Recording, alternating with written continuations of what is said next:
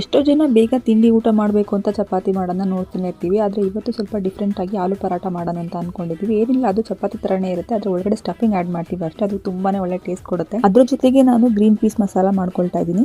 Tomato ಪಲ್ಯ, ಆಲೂಗಡ್ಡೆ ಪಲ್ಯ ಎಲ್ಲ ಮಾಡಿ ಬೇಜಾರಾಗಿರೋರು ಇದನ್ನೊಂದ್ಸರಿ ಟ್ರೈ ಮಾಡಿ ನೋಡಿ, ತುಂಬಾನೇ ಚೆನ್ನಾಗಿರುತ್ತೆ. ಬೆಳಗ್ಗೆನೇ ಎದ್ದು ಆಫೀಸಿಗೆ ಹೋಗಬೇಕಾಗಿರುತ್ತೆ, ಬ್ರೇಕ್ಫಾಸ್ಟ್ ಮಾಡ್ಕೊಳ್ಳೋದಕ್ಕೂ ಟೈಮ್ ಇರೋದಿಲ್ಲ. ಹಾಗಾಗಿ ಅದೇ ಚಿತ್ರಾನ್ನ, ಚಪಾತಿ, ಪುಳಿಯೋಗರೆ ಮಾಡ್ತಾನೆ ಇರ್ತೀವಿ. ಈ ತರ ಒಂದ್ಸರಿ ಟ್ರೈ ಮಾಡಿ ನೋಡಿ, ತುಂಬಾನೇ ಚೆನ್ನಾಗಿರುತ್ತೆ, ತುಂಬಾ ಬೇಗ ಆಗುತ್ತೆ, ತುಂಬಾ ಈಸಿಯಾಗಿ ಮಾಡ್ಕೋಬಹುದು. ಬೆಳಗ್ಗೆನೆ ಆಫೀಸ್ಗೆ ಹೋಗಬೇಕು, ಕೆಲಸ ಮಾಡಬೇಕು ಅನ್ನೋ ಟೆನ್ಷನ್ ಎಲ್ರಿಗೂ ಇದ್ದೇ ಇರುತ್ತೆ. ಸ್ವಲ್ಪ ಟೆನ್ಷನ್ಗಳೆಲ್ಲ ಸೈಡ್ಗೆ ಇಟ್ಟು ಒಂದು ಒಳ್ಳೆ ತಿಂಡಿ ತಿನ್ಕೊಂಡು ಹೋದ್ರೆ ತುಂಬಾ ಚೆನ್ನಾಗಿ ಎನರ್ಜೆಟಿಕ್ ಆಗಿ ಕೆಲಸ ಮಾಡಬಹುದು ಅನ್ನೋದು ನನ್ನ ಒಪಿನಿಯನ್. ಇಲ್ಲಿಂದ ಚೆನ್ನಾಗಿ ತಿಂಡಿ ತಿನ್ಕೊಂಡು ಹೋಗಿ ಅಲ್ಲೋಗಿ ಒಂದು ಕಾಫಿ ಅಥವಾ ಟೀ ಕುಡಿದ್ರೆ ಕೆಲಸ ಮಾಡೋದಕ್ಕೆ ನಾನಂತೂ ರೆಡಿ ಆಗಿರ್ತೀನಿ. ನಾನು ತಿಂಡಿ ಯಾಕೆ ಇಷ್ಟು ಚೆನ್ನಾಗಿ ತಿನ್ಕೊಂಡು ಹೋಗಬೇಕು ಅಂತ ಹೇಳ್ತಾ ಇದ್ದೀನಿ ಅಂದ್ರೆ, ನಿಮಗೆ ಗೊತ್ತಿರುತ್ತೆ ಕಂಪ್ನಿಯಲ್ಲಿ ಕೆಲಸ ಮಾಡೋದು ಎಷ್ಟು ಸ್ಟ್ರೆಸ್ಫುಲ್ ಅಂತ. ಇನ್ನು ಊಟ ಮಾಡುವಾಗ ಸಾಕ್ಷಾತ್ ಭಗವಂತನೇ ಬಂದು ಕರೆದ್ರು ಊಟನ ಅರ್ಧಕ್ಕೆ ಬಿಟ್ಟು ಹೋಗಬಾರ್ದು ಅಂತ ಹೇಳ್ತಾರೆ. ಬಟ್ IT ಕಂಪ್ನಿಗಳಲ್ಲಿ ಆ ತರ ಆಗುತ್ತಾ, ನೀವೇ ಹೇಳಿ?